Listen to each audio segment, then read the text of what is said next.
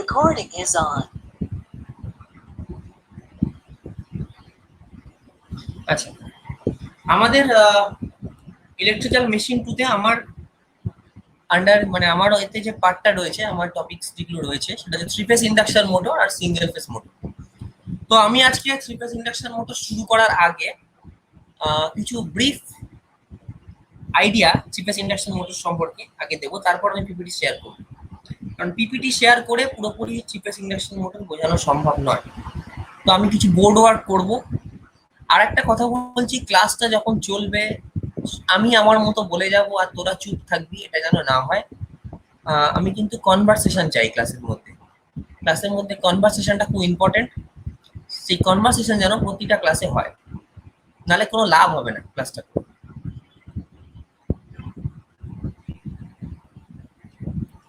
Okay sir. আমার কথা সবাই শুনতে পাচ্ছিস? একটু রেসপন্স কর।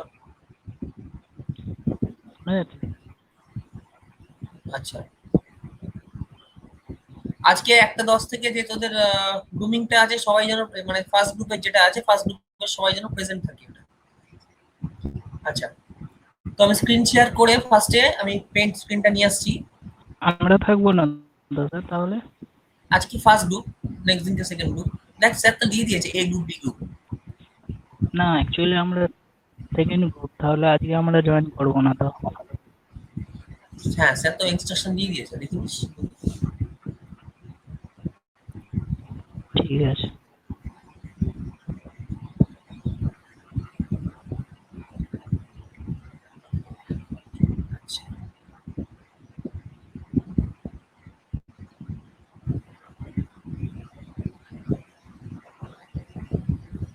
আচ্ছা, স্ক্রিনটা দেখা যাচ্ছে?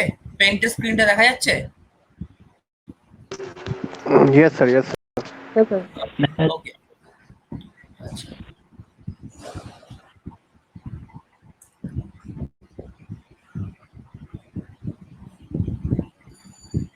তো থ্রি ফেজ ইন্ডাকশন মোটরের ফার্স্ট যেটা আমরা জানবো,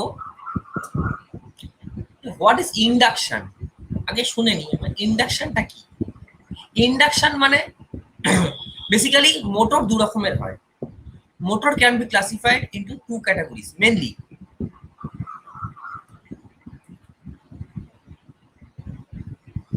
কি রকম? আমরা ধরতে পারি মোটর বা ইলেকট্রিক্যাল মেশিন। মোটর যখন আমরা এখানে বলছি, মোটরকেই ধরে নিচ্ছি আমরা। কি রকম হয় motor can be classified?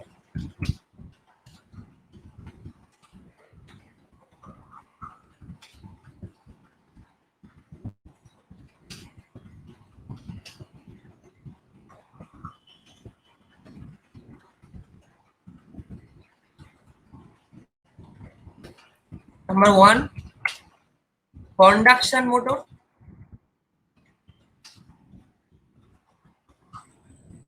Example,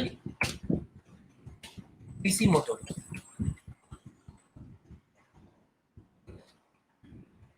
R number 2, induction motor. এর এক্সাম্পল ইন্ডাকশন মোটর। ইন্ডাকশন মোটরটাই নাম। তার মানে কন্ডাকশন মোটর মানে কি? কন্ডাকশন মোটর কথাটার মানে এখানে কোনো একটা কন্ডাক্টিং পাথ আছে। যদি আমি ডিসি মোটর কিভাবে আঁকি, এই ডিসি মোটরের আর্মেচার, এই শ্যাফট,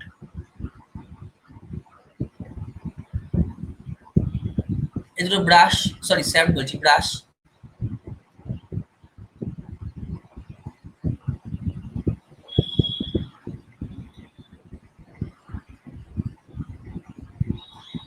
এবার ডিসি সাপ্লাই আছে। এবার সেপারেটলি এক্সাইটেড হোক বা সেলফ এক্সাইটেড হোক, যাই হোক না কেন, মানে সেলফ এক্সাইটেড না, সিরিজ শান্ট কম্পাউন্ড যাই হোক না কেন, আমি ধরলাম পোলটা এখানে আছে, এটা একটা পোল,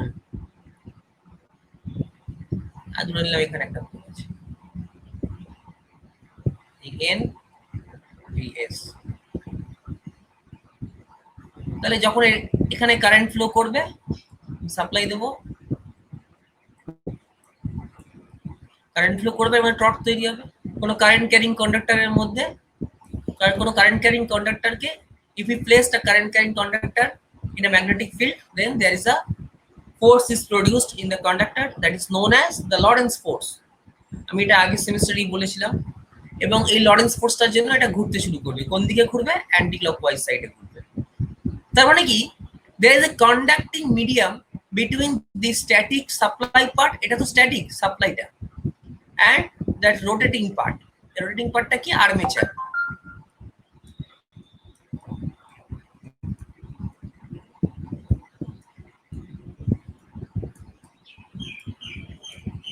তাহলে এই রোটেটিং আর্মেচার আর স্ট্যাটিক পার্টের মধ্যে কি আছে? একটা কন্ডাক্টিং মিডিয়াম আছে। এই কন্ডাক্টিং মিডিয়ামটা আছে, এই কন্ডাক্টিং মিডিয়ামটা কি? ব্রাশ।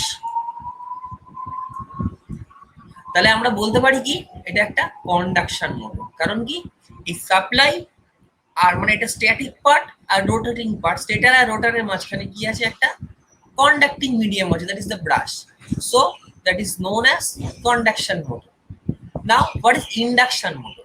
ইন্ডাকশন মিন স্ট্যাটিক আর রোটেটিং দুটো পার্টের মধ্যে, স্টেটার আর রোটার, যেখানে আমি সাপ্লাই দিচ্ছি সেটা স্টেটার আর যেটা ঘুরছে সেটা রোটার, এদের মধ্যে কোনো conducting path. That means in case of induction motor, there is no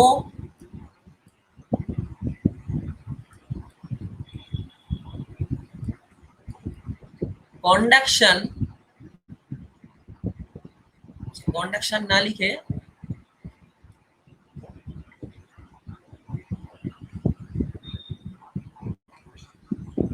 মানে ব্রাশটা থাকে না আর কি।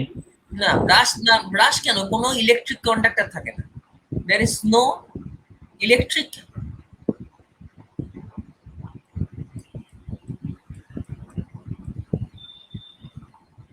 collector, electric current collector or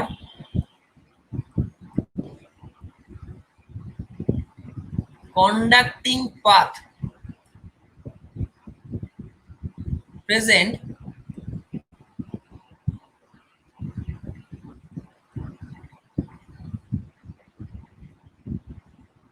between stator and rotor. এদের মধ্যে কোনো কন্ডাক্টিং পাথ নেই বা কারেন্ট কালেক্টর নেই। Brush is a current collector, তাই জন্য এটাকে আমরা বলছি কি ইন্ডাকশন মোটর। এটা হচ্ছে প্রথম জিনিস। এবারে আসছি আমরা ইন্ডাকশন মোটরের যেটা বেসিক প্রিন্সিপাল, সেটার মধ্যে আমরা ব্রাশ ছাড়া আর কি কি কন্ডাক্টর হিসাবে কাজ করে? আমরা মোটরের ক্ষেত্রে কন্ডাক্ট পাথ হিসেবে ব্রাশকে ইউজ করি, কারণ ব্রাশের যেটা মেন কোয়ালিটি সেটা হচ্ছে কি, ব্রাশ একটা সলিড লুব্রিকেন্ট, কার্বন ব্রাশ। তাই মেনলি কন্ডাকশন মোটর বলতে একটা মোটরই আছে, ডিসি মোটর, যেখানে আমরা কার্বন ব্রাশ ইউজ করি। কার্বন ব্রাশটা কেন ইউজ করা হচ্ছে? কারণ carbon is a solid lubricant. তো এদের দুজনের মধ্যে যখন ফ্রিকশন হবে, ফ্রিকশনটা অনেক কম হবে due to this carbon brush. ঠিক আছে, এই জন্যই কার্বন ইউজ করা হয়। এবার কারেন্ট কালেক্টর হিসেবে অনেক কিছু ইউজ করা যেতে পারে, কিন্তু মোটরের ক্ষেত্রে আমরা কার্বন ব্রাশ ইউজ করছি ডিসি মোটরের ক্ষেত্রে। যেমন কি কারেন্ট কালেক্টর হিসেবে পেন্টোগ্রাফ ইজ আ কালেক্টর, যেটা আমরা ইউজ করি ট্রেনে। ট্রেনে কি হচ্ছে, ট্রেনে যেই কন্ডাক্টরটা আছে, সরি, ট্রেনের যেই তারটা আছে ওপরে, একদম ওপরে ক্যাটেনারি তার থাকে, মানে যেটা একদম উপরের তারটা, এটা হচ্ছে কি, এই তারটার কাজ হচ্ছে কি এই তারটাকে ধরে রাখা, এটাকে ড্রপার বলে। এর মধ্যে দিয়ে কিন্তু কোনো কারেন্ট ফ্লো করে না, এটা জাস্ট আর্থ করা থাকে। এটা হচ্ছে লাইটিং প্রোটেকশনের জন্য, বাস পরে যদি তখন এটা প্রোটেক্ট করা হয় এইটা। আর এটা দিয়ে এটাকে আটকানো থাকে জাস্ট এই নিচের তারটা। এই নিচের তারটার মধ্যে দিয়ে আমি যদি ইলেকট্রিক ট্রেন ধরি, আমাদের এখানে 25 কেভি এসি যায়। আর এই ধর ট্রেনটা আছে, এই ট্রেনের বডিটা ধর, এই ধর চাকা, এই ধর রেল লাইন। এই যে যেটা থাকে এটাকে বলা হয় পেন্টোগ্রাফ কালেক্টর। এটার নাম হচ্ছে, এগুলো পড়বি তোরা পরের সেমিস্টারে, 5th সেমিস্টারে আছে। এটার নাম হচ্ছে প্যান্টোগ্রাফ। ওখানেও তো ট্রান্সফরমার থাকে। ট্রান্সফরমারের কাজটা অন্য, সেটা পরে আসছে। এখানে এটা আছে 25 কেভি এসি থেকে লাইনটা নেয়, এর ভেতরে যেগুলো দেখবি ইঞ্জিন কম্পার্টমেন্ট বলে, সেখানে কি থাকে, সেখানে একটা রেকটিফায়ার থাকে, একটা ট্রান্সফর্মার থাকে, আর মোটর থাকে। স্টেপ ডাউন করে ডিসি করে, ডিসি করার পর এখানে ডিসি সিরিজ মোটর লাগানো থাকে।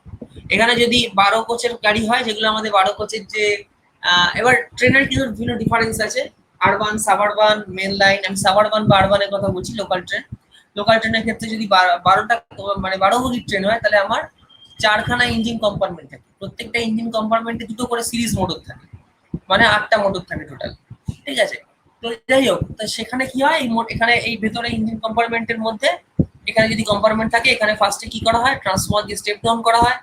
ঠিক আছে, তারপর রেকটিফায়ার দিয়ে ডিসি করা হয়, ডিসি করার পর দুটো এই চাকা, এই মোটরগুলো ঘোরানো হয়, মোটরের সঙ্গে গিয়ার লাগানো হয়, গিয়ারের সঙ্গে চাকা লাগানো হয়। এই গিয়ার বক্সটা নিচে থাকে, এরকম গিয়ার বক্স শুধু থাকে না, এর সঙ্গে আমার এই লুব্রিকেটরও থাকে, মানে এই যে এখানে কন্টিনিউ ফ্রিকশন হচ্ছে, লুব্রিকেশন একটা অয়েল থাকে, অয়েল লুব্রিকেশন। আর এই যে নিচের যে রেল লাইনটা, এটা নিউট্রাল বা নেগেটিভ হিসেবে কাজ করে। এখানে নেগেটিভ বলবো, ডিসি হচ্ছে, তাই এটা হচ্ছে ডিসি নেগেটিভ হিসেবে কাজ করে। মানে এটা না থাকলে আমার কিন্তু মোটরটা চলবে না। মানে এই এটা পাথটা কমপ্লিট করে। ঠিক আছে, রিটার্ন পাথ হিসেবে কাজ করে এই রেল লাইনটা। এই জন্য কোনো কোনো জায়গায় কি করা থাকে, রেল লাইনটাকে ভালো করে আর্থ করা থাকে, কারণ এটা তো গ্রাউন্ড হিসেবে কাজ করছে। আর একটু রেল লাইনটা যদি উঁচু হয়ে যায়, তাহলে কি হবে, এর মাটির সঙ্গে ধর থেকে নেই, একটু উঁচু হয়ে গেছে, ঠিক মতো আর্থ পাচ্ছে না। কোনো কোনো জায়গায় এরকম দেখবি রেল লাইন থেকে এরকম তার বার করে আর্থ করা হয়, রেল লাইনের উপর দিয়ে গেলে দেখতে পাবে। যাই হোক, এটা আমি অন্য জায়গায় চলে যাচ্ছি। এটা হচ্ছে কারেন্ট কালেক্টর। এটা এরকম ট্রেনে ইউজ করা হয় পেন্টোগ্রাফ কালেক্টর, ট্রামে যেটা ইউজ করা হয় ওটার নাম বো কালেক্টর। ঠিক আছে, মেট্রো রেল এরকম সাইডে থাকে কালেক্টর, ওটার নাম ট্রলি বাস। এগুলো সব হচ্ছে কারেন্ট কালেক্টর, বাট এগুলো কিন্তু মোটরের কারেন্ট কালেক্টর না। মোটরটার জন্য যে কারেন্ট কালেক্টরটা আছে, মানে মোটরের স্টেটার আর রোটারের মধ্যে, সেটা হচ্ছে অনলি কার্বন ব্রাশ।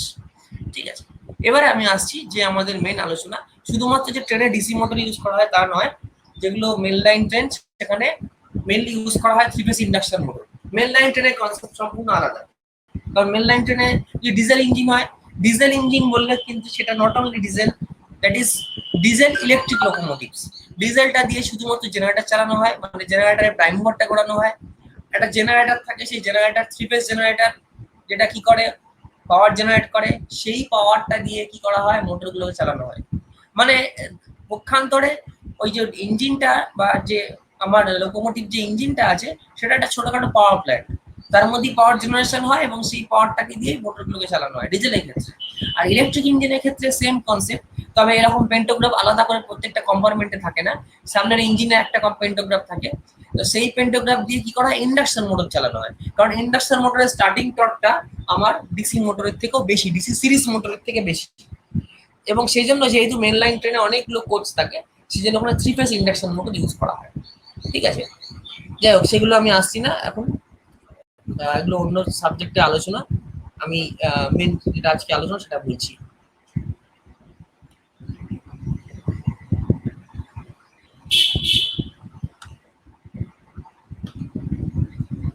আচ্ছা, এবার আসছি আমরা ইন্ডাকশন মোটর।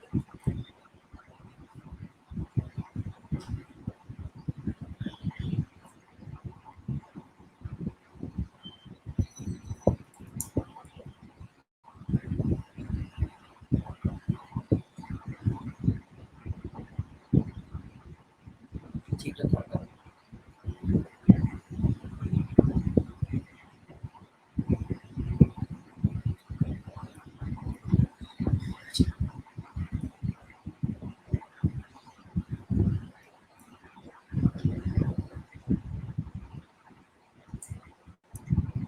ইন্ডাকশন মোটরের মধ্যে কি আছে, দুটো পার্ট আছে 3 ফেজ ইন্ডাকশন মোটর। একটা হচ্ছে স্টেটার, আর একটা হচ্ছে রোটার।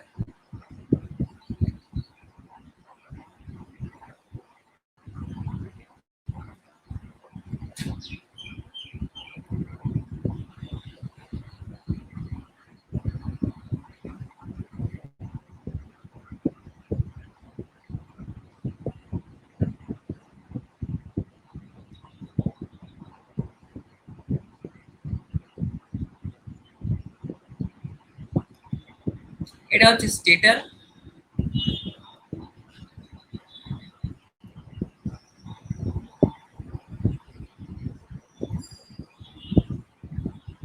বা স্ট্যাটিক পার্ট। ঠিক আছে, আর এটা আছে কি রোটার।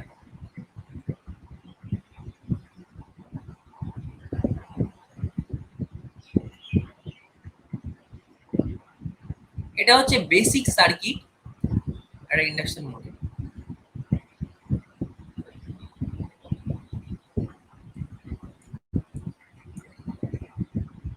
এটা একটু বুঝিয়ে দিই সুবিধা হবে।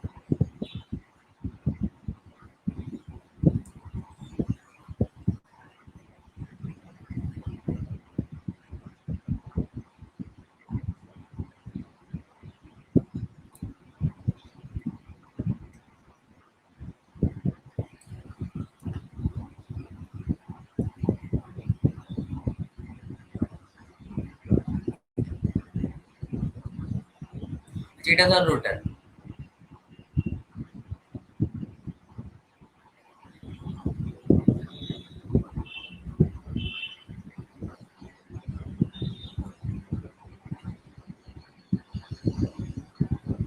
আগে আমাকে জানতে হবে কি এর ওয়ার্কিং প্রিন্সিপাল, কিভাবে এটা কাজ করে।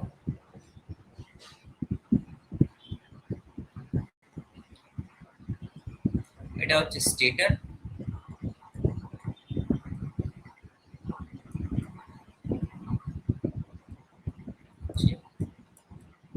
রোটার। রোটার আঁকাটা কিন্তু আমার কমপ্লিট হয়নি এখন।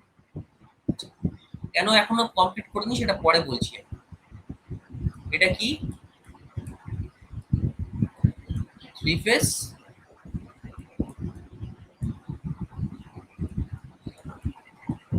Induction motor.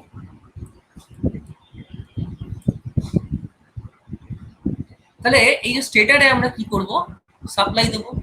স্টেটারে আমরা সাপোজ পাওয়ার সাপ্লাই দিয়েছি।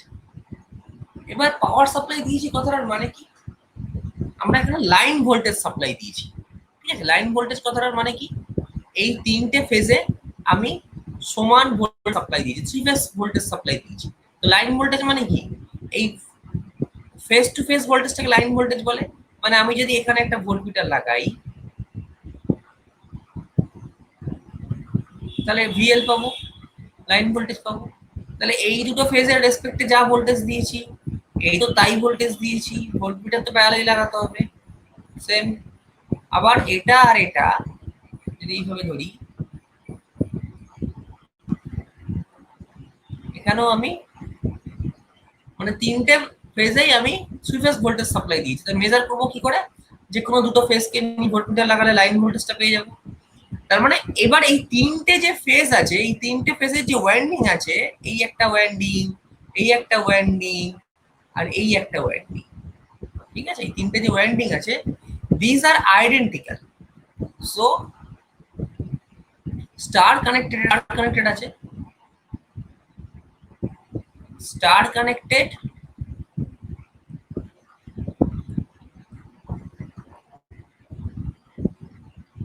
স্টেটার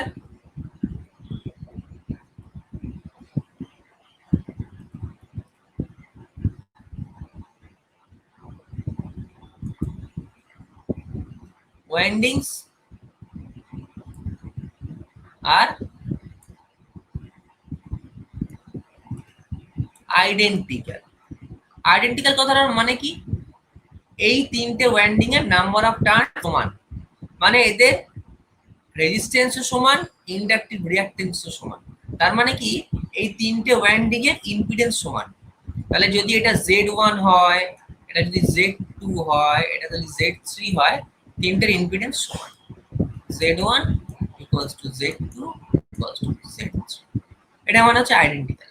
তার মানে যদি আমি তিনটে ফেজে সমান ভোল্টেজ সাপ্লাই দিই আর এই তিনটে ওয়াইন্ডিং এর যদি নাম্বার টার্নস বা রেজিস্ট্যান্স সবই সমান হয়, তাহলে এই তিনটে ওয়াইন্ডিং এ যে ফ্লাক্স, এই মানে ম্যাগনেটিক ফ্লাক্স তৈরি হবে, যদি এখান থেকে কারেন্ট কয়েলের সারাউন্ডিং কি হয় ম্যাগনেটিক ফ্লাক্স তৈরি হয়, আমরা জানি এটা থাম্ব রুল অনুযায়ী।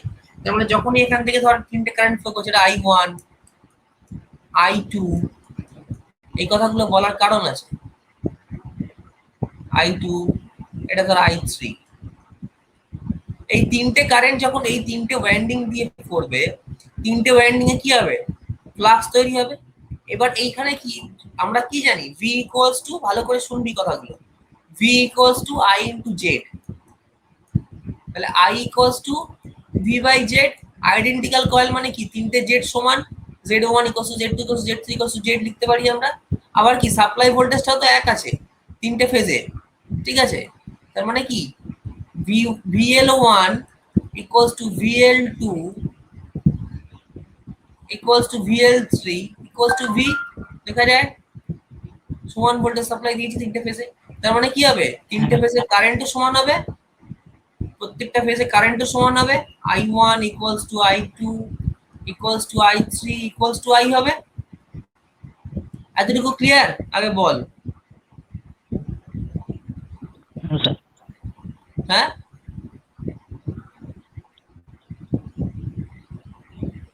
আচ্ছা। এবার তার মানে এই তিনটে ওয়াইন্ডিং এর মধ্যে যে তিনটে ফ্লাক্স তৈরি হবে, যদি ফ্লাক্সকে আমরা ধরি φ1 φ2 এন্ড φ3, আচ্ছা এটা একটু মুছি আমি, আচ্ছা এখানটাই আনো।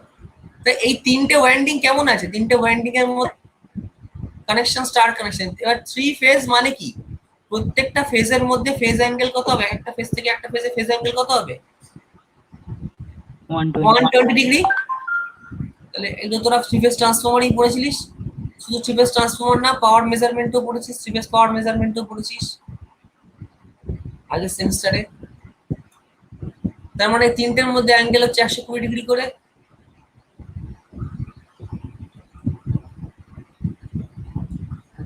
এবার এই তিনটে ফেজের মধ্যে যদি 120 ডিগ্রি করে অ্যাঙ্গেল হয়, তাহলে এই তিনটে ফেজে মধ্যে যে তিনটে ফ্লাক্স তৈরি হচ্ছে, সে ফ্লাক্স তিনটের মধ্যে অ্যাঙ্গেল কত কত হবে, 120 ডিগ্রি করেই হবে।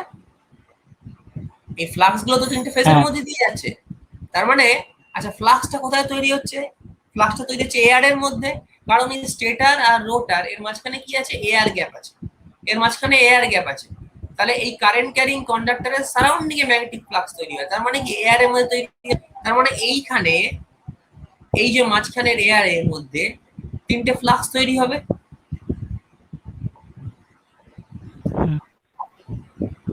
এটা একটা, এটা একটা, এটা একটা, সাপোজ আমি ধরলাম এটা φ1, এটা φ2, এটা φ3। তিনটা কারেন্ট যদি সমান হয় তাহলে আমি লিখতে পারি এখানে φ1 equals to φ2 equals to φ3, তিনটে ফ্লাক্সও সমান। এবার তিনটে ফ্লাক্স যদি সমান হয়, এই তিনটে ফ্লাক্সের মধ্যে শুধু কি আছে, এই তিনটে ফ্লাক্সের ম্যাগনিটিউড সমান, ডিরেকশন আলাদা। যদি এ 0 ডিগ্রিতে থাকে, এ আছে কত 120তে, এ আছে কত 240 ডিগ্রিতে আছে, তাই তো? 240। তার মানে এইভাবে রয়েছে জিনিসটা। এবারে এই কথাটা আবার ভালো করে শোন, আমার এতগুলো কথা বলার কারণ হচ্ছে এবার যে কথাটা বলবো সেটা আমি ধরলাম, আমি এখানে নাম করেই বলছি, এখানে ধর আমি, আমান, সুদীপ্ত, তিনজন আছি, আমি নাম নিলাম, একজন দুজনের একটা নাম নিলাম জাস্ট বোঝানোর জন্য। আমরা তিনজন ধরে নিলাম আমরা তিনটে সেম কোয়ান্টিটি, সেম কোয়ান্টিটি আমাদের মধ্যে, আমরা তিনজনই আইডেন্টিক্যাল, তিনজন।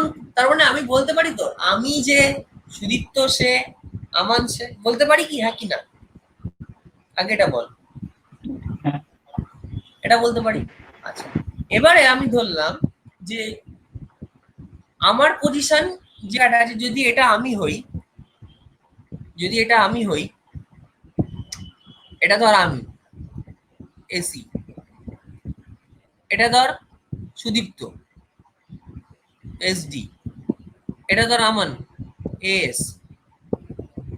তার মানে কি, এই যে তিনজনের পজিশন আছে, এই যে তিনজনের পজিশন, শুধু তিনজনের পজিশন গুলো আলাদা আছে। তার মানে আমি এটা বলতে পারি তো যে আমি এসি কখনো 0 ডিগ্রিতে রয়েছি, আমি এসি কখনো 120 ডিগ্রি রয়েছি, আবার আমি এসি কখনো এই 240 ডিগ্রিতে রয়েছি। বলতে পারি ইয়েস অর নো? তার মানে এটা, মানে এটাই হচ্ছে যে এখানে যেহেতু তিনটে ফ্লাক্সের ভ্যালু সমান, তিনটে ফ্লাক্সের শুধু অ্যাঙ্গুলার ডিসপ্লেসমেন্টটা আলাদা, তার মানে আমি এটাকে বলতে পারি কি এই ফ্লাক্সটা কি হচ্ছে রোটেট করছে।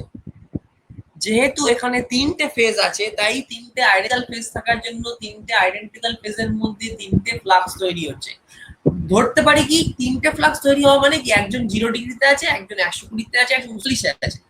তাহলে আমি এটা বলতে পারি যে একজনই ঘুরছে, একজনই কোনো সময় 0-এ আছে, সেই আবার 120-তে আছে, সেই আবার 240-এ আছে।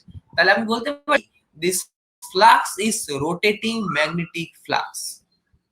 তার মানে কি এখানে যে ফ্লাক্সটা তৈরি হলো এই ফ্লাক্সটাকে আমরা বলবো কি রোটেটিং ম্যাগনেটিক ফ্লাক্স। তাহলে এটাই হচ্ছে আমার মেন ফান্ডা ইন্ডাকশন মোটরে। তাহলে আমার এখানে ফ্লাক্সটা রোটেট করছে, ফ্লাক্স রোটেট করছে। কোন ফ্লাক্সটা? যে ফ্লাক্সটা আমার তৈরি হয়েছে কোথায়? স্টেটারের মধ্যে। আইডেন্টিক্যাল স্টেটার ওয়াইন্ডিং এর মধ্যে যে ফ্লাক্স তৈরি হয়েছে সেই ফ্লাক্সটা হচ্ছে রোটেটিং ম্যাগনেটিক ফিল্ড আর রোটেটিং ম্যাগনেটিক ফ্লাক্স। তা এই যে ফ্লাক্সটা রোটেট করছে, এই যে স্পিডে রোটেট করে সেই স্পিডটাকে কি বলে? এক মিনিট মুছে দিই। স্যার এখানে অ্যাকচুয়ালি মানে স্টেটরের মধ্যে যে ফ্লাক্সটা আছে ওটাই রোটেট কাজ করছে। হ্যাঁ হ্যাঁ, তাই তো? স্টেটারে ফ্লাক্সটাই রোটেট করছে। তাহলে এবার ধর আমি এই ফ্লাক্সটা যে স্পিডে রোটেট করে তাকে কি বলে? সেটাকে বলে সিনক্রোনাস স্পিড। কেন বলে আসছি আমি, কোনো কিছু মুখস্থ করে দিই, প্রত্যেকটা ভাষার মানে আছে একটা। এই যে এই স্পিডটাকে বলে হচ্ছে কি যে স্পিডে ফ্লাক্সটা রোটেট করে সেটাকে আমরা ডিনোট করি এনএস দিয়ে, NS, N for speed, S for synchronous.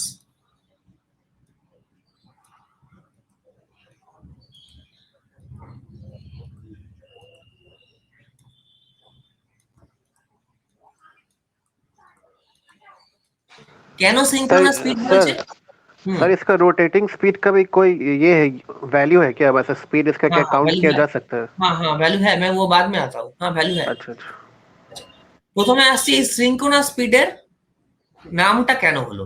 Synchronous মানে সিনক্রোনাস, সিনক্রোনাইজেশন মানে আমরা যদি ভাবি যে আমার সঙ্গে ওর সিনক্রোনাইজেশনটা ভালো, তার মানে কি ও আমার মধ্যে খুব পার্থক্য কিছু নেই, আমরা দুজন সমান প্রায়, মানে আমাদের মতামতটা এক। এখানে তিনটে এই ফেজের মধ্যে আমি সমান কারেন্ট সাপ্লাইছি, তিনটে ফেজ আইডেন্টিক্যাল এবং তাই তিনটে ফেজের মধ্যে সমান ফ্লাক্স তৈরি হচ্ছে। তার জন্য এই ফ্লাক্সের স্পিডটাকে বলা হচ্ছে সিনক্রোনাস স্পিড। সিনক্রোনাস কথাটার মানে এটাই। এবার সিনক্রোনাস স্পিডের ভ্যালু হচ্ছে কি ns equals to 120 into f by p, 120 f by p মানে কি 120 into ফ্রিকোয়েন্সি। ফ্রিকোয়েন্সি সবসময় আমরা জানি কি আমাদের কমনওয়েলথ কান্ট্রিতে frequency always 50 hertz. Commonwealth country মানে যারা একসময় ব্রিটিশদের আন্ডারে ছিল। কেন 50 হার্জ? ইন্ডিয়াতে আমাদের অল ওভার ওয়ার্ল্ডে দুটো ফ্রিকোয়েন্সি নিয়ে কাজ করা হয়, একটা হচ্ছে 50 হার্জ, আমেরিকাতে তো 60 থাকে, আর একটা হচ্ছে 60 হার্জ। এই দুখানা ফ্রিকোয়েন্সি নিয়ে কাজ করা হয়। হ্যাঁ সেটাই, আমেরিকা কেন, জাপানও 60 হার্জ। কারণটা কি, যারা কমনওয়েলথ কান্ট্রি ছিল, যারা একসময় ব্রিটিশদের আন্ডারে ছিল, সুপার পাওয়ার তখন ব্রিটিশরাই ছিল আর ছিল আমেরিকা।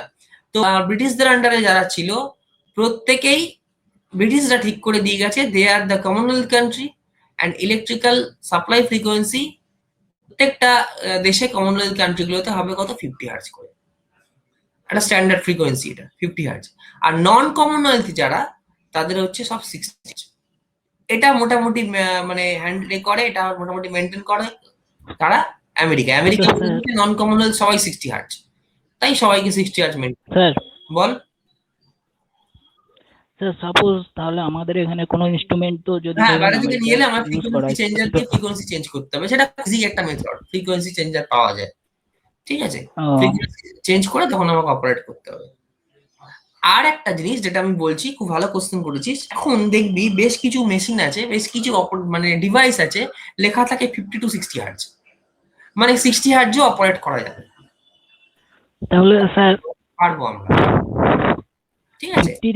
ইন্টারন্যাশনাল, হ্যাঁ বল স্যার। আমরা যেহেতু ধরুন আমাদের এখানে যে ইনস্ট্রুমেন্ট গুলো সেগুলো 50 হার্জ, ওটা ওখানে চেঞ্জার দিয়ে 60 করছি, তো আমরাও তো এখানে যদি 50 হার্জটাকে 60 করা যাবে না? হ্যাঁ করা যাবে তো, দুটোই করা যাবে, ফ্রিকোয়েন্সি বাড়ানোও যাবে কমানোও যাবে, আমি সেটাও করতে পারবো। সেই জন্যই তো বলছি এখন সেটা করাই হয় না, এখন সব সমস্ত ডিভাইস যা পাওয়া যায় সব লেখা থাকে, তার ফ্রিকোয়েন্সি দেখবি, রেঞ্জ দেখবি লেখা থাকে 50 to 60 হার্জ, যাতে সব জায়গায় অপারেট করা যায়। ফ্রিকোয়েন্সির জন্য কি হবে, এর স্পিডটা একটু বাড়বে, ঠিক আছে, সেইভাবেই ডিজাইন করা থাকে যে স্পিড বাড়লে যাতে কোনো রকম ওর ডैमेज ना हो। सर 60 के ऊपर जा सकता है? नहीं 60 के ऊपर नहीं जा सकते, उतना फ्रीक्वेंसी हम जनरेट नहीं सकते, कोई भी जनरेटर। अच्छा 50 से मतलब 50 से 60 में ही रहेगा? 50 से कम हो सकता है, 60 से भी कम हो सकता है, हाँ। 60 के ऊपर नहीं जाता है, क्योंकि 60 के ऊपर जाने से देखो ये जो फ्रीक्वेंसी का कहाँ से जनरेट होता है, फ्रीक्वेंसी मतलब किसका फ्रीक्वेंसी, वोल्टेज का फ्रीक्वेंसी। सो वोल्टेज जनरेट कहाँ पर होता है, अल्टरनेटर में। अल्टरनेटर में वोल्टेज को जनरेट, वोल्टेज मतलब rate of change of flux, frequency मतलब साइकिल्स पर सेकेंड, मतलब एक सेकेंड में कितना साइकिल हो रहा है, कितना साइकिल मतलब कितना ऑल्टरनेटिंग क्वांटिटी जनरेट कर रहा है, मतलब कितना ऑल्टरनेटिंग वोल्टेज जनरेट कर रहा है एक सेकेंड में, दैट इज द फ्रीक्वेंसी। तो ये 60 हर्ट्ज से ज्यादा करने से क्या होगा, वो मशीन का जो कॉन्फ़िगरेशन है वो बहुत बड़ा हो जाएगा, मतलब बहुत ज्यादा ऐसे ऑल्टरनेटर में बहुत ज्यादा ऑल्टरनेटर दो तरफ का होता है, ऑल्टरनेटर मेरा सिलेबस में नहीं है, मैं छोटा एक बात बताता हूँ तुम्हें, एक है सिलिंड्रिकल टाइप और एक है सैलिएंट पोल टाइप। जो सिलिंड्रिकल यूज होता है, जो पावर प्लांट में यूज होता है, उसका जो एक्सियल लेंथ है वो बहुत बड़ा होता है, अगर 60 हर्ट्ज करोगे तो इतना बड़ा हो जाएगा, उसको मेंटेन करना मतलब क्या, उसको तो घुमाने के लिए कोई भी ऐसे प्राइम मूवर का जरूरत है, मतलब जो उसमें मैकेनिकल फोर्स देगा, तो उसको घुमाने के लिए जो प्राइम मूवर रहेगा, मतलब टाइम सोच लो, अगर टरबाइन को एज्यूम करो एज ए प्राइम मूवर, तो टरबाइन में जो इम्पल्स देना पड़ेगा स्टीम का और जो वाटर का, वो बहुत ज्यादा पड़ेगा, और जितना ज्यादा होगा उसका एक्सियल लेंथ, और जितना ज्यादा उसमें कंडक्टर रहेगा तो उसका वेट भी ज्यादा होगा, सो फ्रिक्शनल लॉस भी बहुत ज्यादा होगा, तो ये डिफिकल्ट हो जाएगा उस वोल्टेज को इंड्यूस करना। अगर ये है, अगर तुम देखो वोल्टेज को बढ़ाने का दोनों तरीका है, एक तुम कंडक्टर को ज्यादा करो और दूसरा क्या, पोल में फ्लक्स को ज्यादा करो। तो इसमें ऑल्टरनेटर में जो पोल यूज होता है, ऑल्टरनेटर में घुमाता है पोल को, ठीक है, ऑल्टरनेटर में स्टैटिक होता है, कौन सा स्टैटिक होता है उसका मतलब आर्मेचर स्टैटिक होता है, स्टेटर होता है आर्मेचर जहां पर कंडक्टर रहता है, और पोल रोटेटिंग होता है।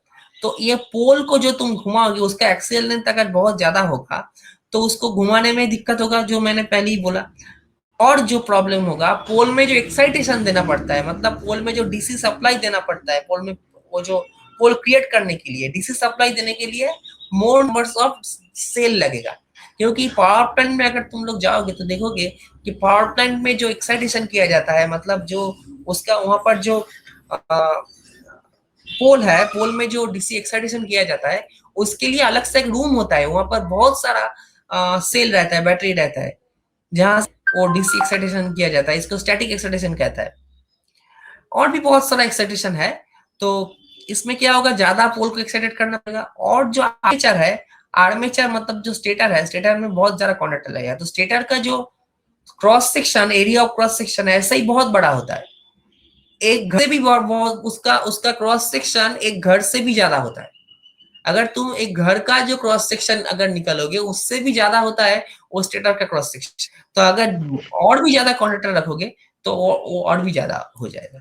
Sir, what about this telecom company that network tower frequency level, that is also the same 50 to 60? नहीं That is वहां पर different. ऐसे देखो, वहां पर तो ऐसे ये फ्रीक्वेंसी नहीं होता है, वहां पर किलोहर्ट्ज में भी फ्रीक्वेंसी होता है, पर ये जो फ्रीक्वेंसी हम बोल रहे हैं ना, ये फ्रीक्वेंसी हम बोल रहे हैं कि जो जनरेटेड वोल्टेज है उसका फ्रीक्वेंसी, इलेक्ट्रिकल का, हाँ, इलेक्ट्रिकल फ्रीक्वेंसी की बात कर रहे हैं, टेलीकॉम का अलग होता है। तो बहुत सारी चीज का हो सकता है, हम जो फ्रीक्वेंसी की बात कर रहे हैं वो पोटेंशियल मतलब इंड्यूस्ड ईएमएफ का जो फ्रीक्वेंसी है उसके बारे में बात कर रहे हैं। Okay sir, okay sir. अच्छा सर, टेलीकॉम सिग्नल तो अलग सा होता है ना। हाँ सर, ঠিক আছে, তো এই দেখো যেটা আমি বলছিলাম যে এই 120 এফ বাই পি, 120 টা কেন নেওয়া হচ্ছে, এই প্রত্যেকটার মধ্যে ফেজ অ্যাঙ্গেল 120 ডিগ্রি করে, আচ্ছা, ইনটু ফ্রিকোয়েন্সি বাই পি। পোলের ব্যাপারটা আমি এক্ষুনি আসবো না, ইন্ডাকশন মোটরে কিন্তু কোনো স্ট্যাটিক পোল থাকে না, পোলটা এক্ষুনি তোরা বুঝতে পারবি না, আমি পোলে যখন কনস্ট্রাকশনে আসবো তখন আমি পোলটা ডিটেলে বলবো। ইন্ডাকশন মোটরে পোল ক্রিয়েট হয়, ইন্ডাকশন মোটরের মধ্যে কোনো স্ট্যাটিক পোল নেই, মানে আমি বলতে পারবো না কতগুলো পোল আছে, দেখতে পাবো না। পোল আছে, অবশ্যই পোল তৈরি হবে, জানি আমি পোল আছে, কিন্তু পোলটা যদি আমরা মেশিনটা খুলি আমরা পোলটা এভাবে বুঝতে পারবো না, একটু আলাদা কনসেপ্ট। সেটা যখন আমি ডিটেল কনস্ট্রাকশনে ঢুকবো তখন আমি আসবো, পোলটা একটু পরে আসবে, এখন আমি বেসিক জায়গাটা বলছি। তাহলে এটা যেটা আমি বুঝলাম কি, যে এখানে যে সিঙ্ক্রোনাস স্পিডে কে ঘুরছে, সিঙ্ক্রোনাস স্পিডে ঘুরছে হচ্ছে এই ফ্লাক্সটা, রোটেটিং ম্যাগনেটিক ফ্লাক্সটা। তো রোটেটিং ম্যাগনেটিক ফ্লাক্সটা যখন ঘুরছে, এখানে এটা ঘুরছে আর স্ট্যাটিককে, এই রোটারটা তখনও স্ট্যাটিক, মানে ইনিশিয়াল কন্ডিশনে যখন ওর মোটরটা ঘোরেনি। মোটরটা কিভাবে ঘোরে, আমার আজকের মেন আলোচনা হচ্ছে যে ইন্ডাকশন মোটর কি স্টার্ট করে, ইন্ডাকশন মোটরের বেসিক প্রিন্সিপাল আর starting method of induction motor, that is very much important. এটা শুরুতে কি আছে, স্ট্যাটিক কন্ডিশনে আছে, এটা এখনো ঘোরেনি, ঘুরছে কে, শুধুমাত্র এই ফ্লাক্সটা। That flux is rotating and the stator, the rotor is remain in static condition at initial stage. তখন কি হবে, তখন হচ্ছে এটা,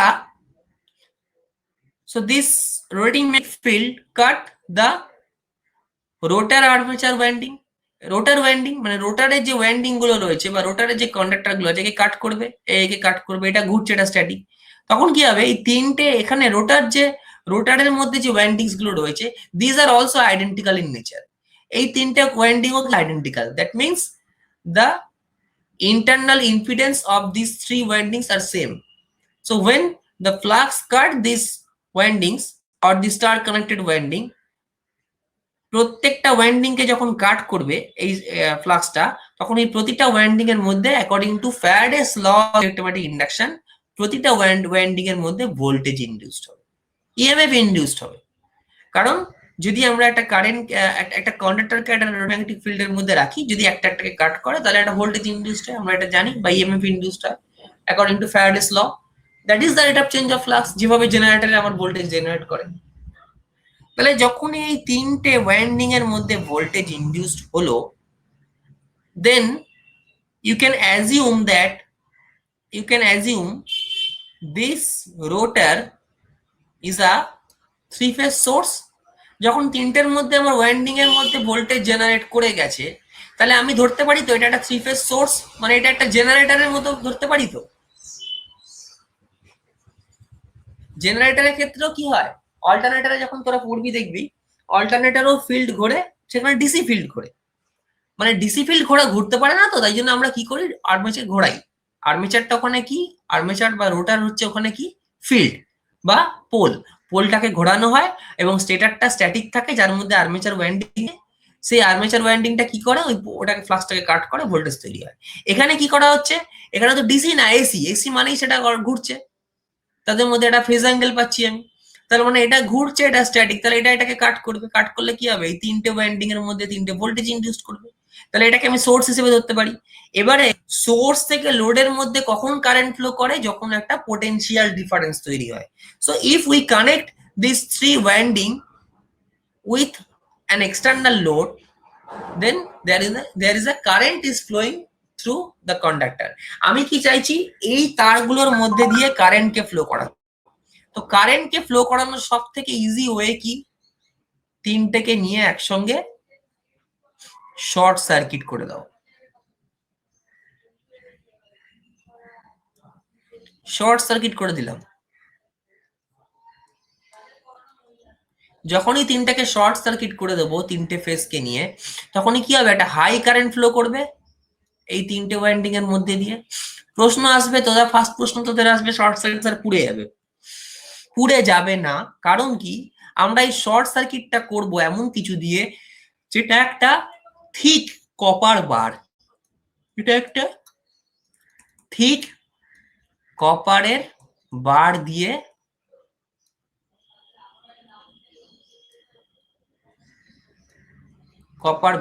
শর্ট সার্কিট করব। থিক কপার বার দিলে কি হবে, মোটা যদি কপারের বার দিই, রেজিস্ট্যান্সটা তার অনেক কম, হিটটা কম জেনারেট করবে, তাই পুড়বে না। আর কি হবে, এই তিনটে কারেন্ট কি, ধর সাপোজ এখানে I1 ড্যাশ কারেন্ট তৈরি হচ্ছে, কেন কারেন্ট গুলো ফ্লো করাতে হচ্ছে আমি পরে আসছি। এখানে I2 ড্যাশ কারেন্ট তৈরি হচ্ছে, এখানে I3 ড্যাশ কারেন্ট তৈরি হচ্ছে, তিনটে কারেন্ট তৈরি হচ্ছে। তিনটে কারেন্টের ভ্যালুই তো সেম যদি তিনটে আইডেন্টিক্যাল কয়েল হয়। এখানেও যেরকম কারেন্টের ভ্যালু সেম ছিল, এখানেও কারেন্টের ভ্যালু সেম। তাহলে আমি লিখতে পারি I1 dash equals to I2 dash equals to I3 dash equals to I dash. তিনটে কারেন্ট সেম। তো তিনটে কারেন্ট যদি এক জায়গায় মিট করে, so summation of current, algebraic summation of current equals to 0 according to Kirchhoff's current law. একটা কথা সবসময় মনে রাখবে, কার্চফস কারেন্ট ল ডিসি তে অ্যাপ্লাই করলে তার একরকম ব্যাপার, এসি তে অ্যাপ্লাই করলে আরেক রকম ব্যাপার। ডিসি যদি হয় তাহলে এই কারেন্টের ভ্যালু যাই হোক না কেন, the current meeting at a node, the algebraic summation of current is equals to 0 in case of DC. And in case of AC, you have to mention the nature of the circuit. That means if the connection is, if the circuit is in balance condition. Balance condition means if the load impedance are same, যদি প্রত্যেকটা load impedance সমান হয় তাহলে কি হবে, বা যদি তিনটে ফেজের মধ্যে দিয়ে সমান কারেন্ট ফ্লো করে, if the network is balanced or the circuit is balanced, three-phase circuit, then we can apply or we can implement the Kirchhoff's current law. তখনই একমাত্র এসিতে আমরা কার্চফস কারেন্ট লকে ইমপ্লিমেন্ট করতে পারবো, যে তিনটে কারেন্ট যদি সমান হয় তাহলেই কারেন্ট যখন মিট করবে তাদের সামেশনটা 0 হবে। যদি কারেন্টের ম্যাগনিটিউড সমান না হয় তাহলে কি হবে, মিটিং পয়েন্টে যে কারেন্টটা আমরা পাবো সেই কারেন্টের ভ্যালু হবে তিনটে কারেন্টের ভেক্টর সামেশন।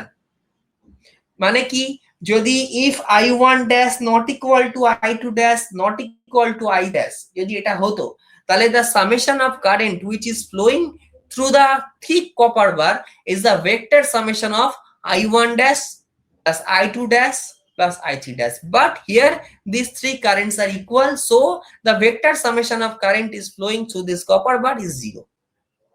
ঠিক আছে, তার মানে কি হচ্ছে, মিটিং পয়েন্টটা 0 হয়ে যাচ্ছে। তাহলে এটা করার কারণ কি, কেন করলাম শর্ট সার্কিট, কারণ শর্ট সার্কিট করলে আমি বেশি কারেন্ট ফ্লো করাতে পারবো। আরে এই তিনটে ফেজের মধ্যে দিয়ে যে কারেন্ট তিনটে ফ্লো করছে এর মধ্যে তাহলে কি হবে, আবার কারেন্ট ক্যারিং কন্ডাক্টরের সারাউন্ডিং এ কি হবে, ম্যাগনেটিক ফ্লাক্স তৈরি হবে। তাহলে এখানে একটা ফ্লাক্স তৈরি হবে, এখানে একটা ফ্লাক্স তৈরি হবে, এখানে একটা ফ্লাক্স তৈরি হবে। ফ্লাক্স তৈরি হওয়া মানে কি, একটা ম্যাগনেটোমোটিভ ফোর্স তৈরি হওয়া, এমএফ তৈরি হওয়া। যখনই একটা এমএমএফ তৈরি হবে তখনই কি হবে, এটার একটা রিলেটিভ ভেলোসিটি তৈরি হবে। রিলেটিভ ভেলোসিটি, রিলেটিভ ভেলোসিটি মানে কি, এই ফ্লাক্সটা যেদিকে ঘুরছে ঠিক সেম দিকেই এটা ঘুরতে শুরু করবে due to this MMF, relative velocity শুরু হবে। তাহলে এই রিলেটিভ ভেলোসিটিটা পাবো আমি, এমএমএফ মানে যে ম্যাগনেটোমোটিভ ফোর্স, এমএমএফটা বা যে ফোর্সটা আছে সেই ফোর্সটাকে আমরা ডিনোট করি কিভাবে, কি দিয়ে ডিনোট করি ফোর্সটাকে আমরা,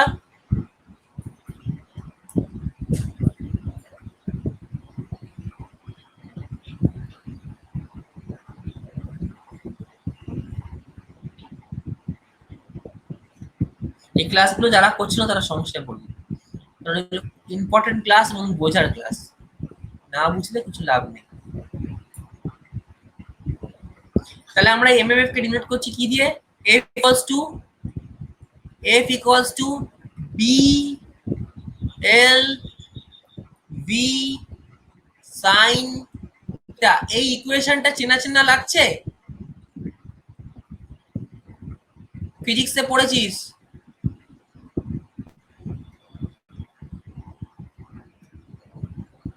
এই ইকুয়েশনটা চেনা লাগছে,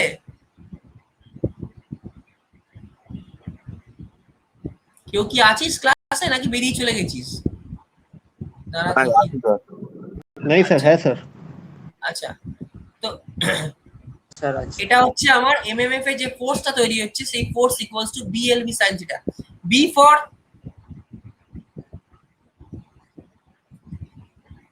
flux density, L for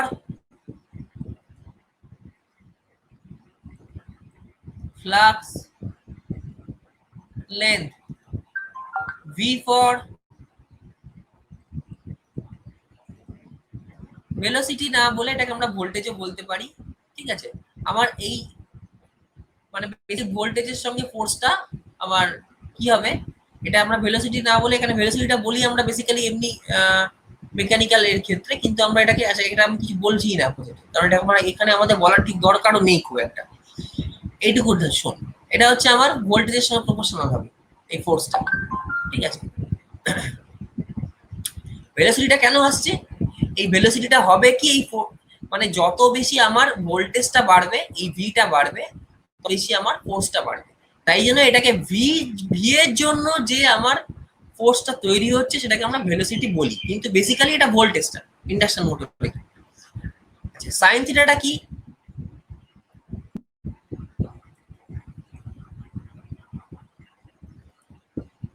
sign theta হচ্ছে angle between B and L, B আর এল এর মধ্যে অ্যাঙ্গেল। তো এখানে বি আর এল এর মধ্যে অ্যাঙ্গেল কত হয়? ইন্ডাকশন মোটরের ক্ষেত্রে বি আর এল এর মধ্যে অ্যাঙ্গেল থাকে 90 ডিগ্রি। ডিজাইনের সময় 90 ডিগ্রি রাখা হয়। আচ্ছা, প্রথমে আসছি আমি ওইগুলো প্রত্যেকটা মানে বলছি, আমি জাস্ট বলে নিই আগে। তো সাইন থিটা ইকুয়ালস টু কত? এই অ্যাঙ্গেলটা বি আর এল এর মধ্যে সাইন 90 মানে 1। তো ফ্লাক্স ডেনসিটিটা কি? ফ্লাক্স ডেনসিটি কার উপর ডিপেন্ডেন্ট? এই ফ্লাক্সের উপর। ফ্লাক্স তো কনস্ট্যান্ট। আমার একটা কথা সবসময় মনে রাখবে, এই যে কথাটা যে ফ্লাক্সটা ডেনসিটিটা জিনিসটা কি? ডেনসিটি মানে হচ্ছে আমার পার ইউনিট এরিয়াতে কতটা ফ্লাক্স আছে। ফ্লাক্সের ভ্যালু যাই হোক না কেন, যদি ধর আমি ধরে নিই একটা একটা ধর লিনিয়ার ডিস্টেন্স আছে, আমি ধরলাম একটা 1000 মিটার একটা লিনিয়ার ডিস্টেন্স আছে।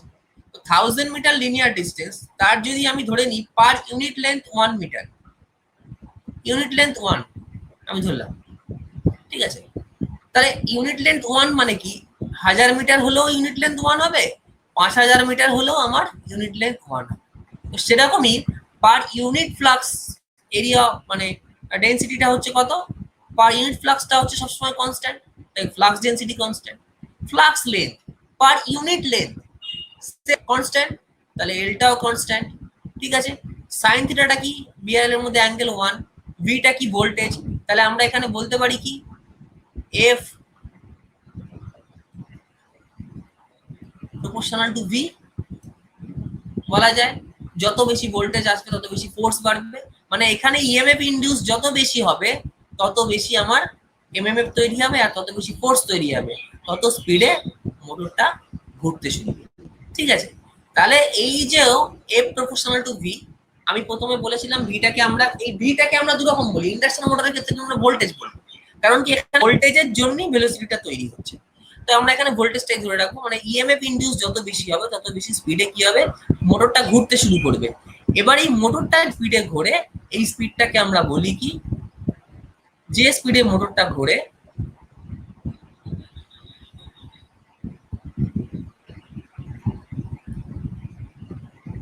তার যে স্পিডে মোটরটা ঘুরছে এই স্পিডটাকে আমরা বলবো কি? রোটার স্পিড। রোটার স্পিড বা এনআর। এনআর মানে কি? The speed of the rotor, NR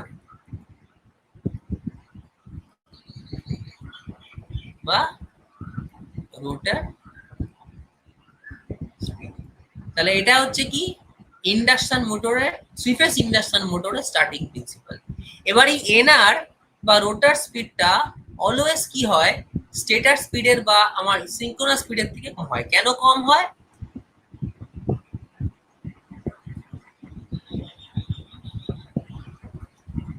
রোটার স্পিডটা অলওয়েজ সিঙ্ক স্পিডের থেকে কম হয়। কেন কম হয়?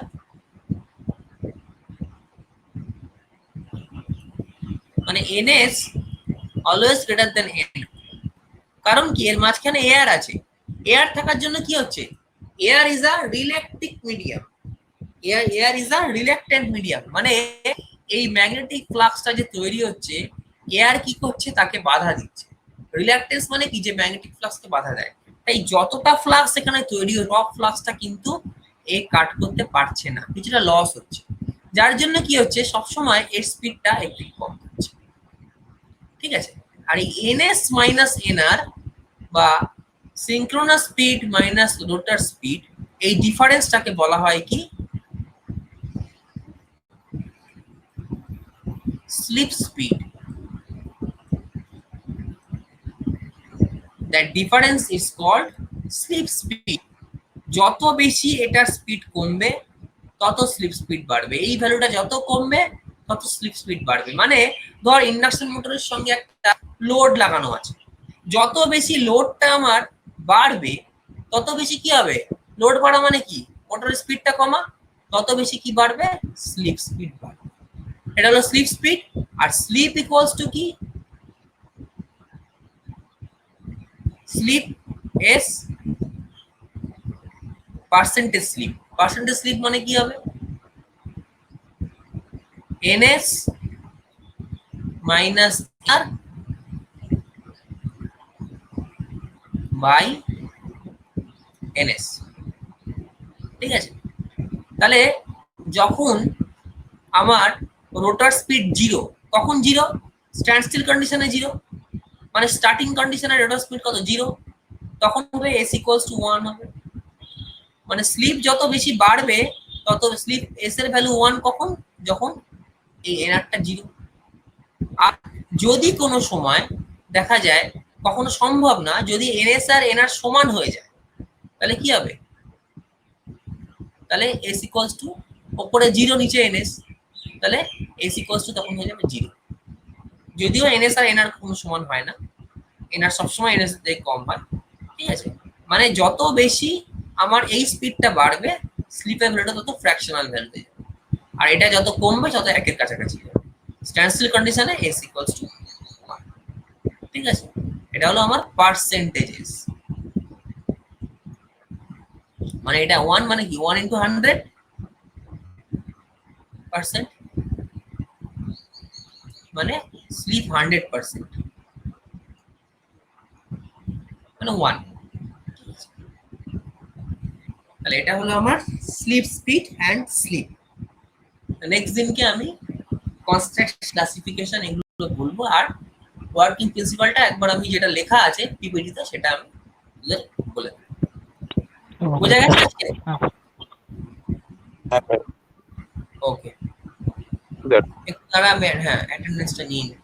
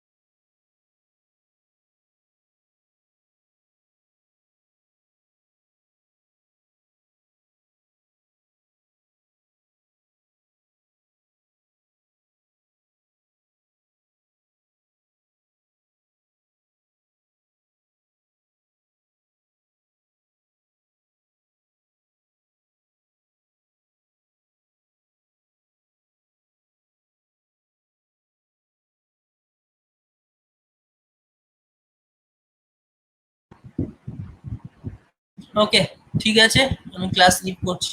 থ্যাংক ইউ সবাই। Thank you, sir.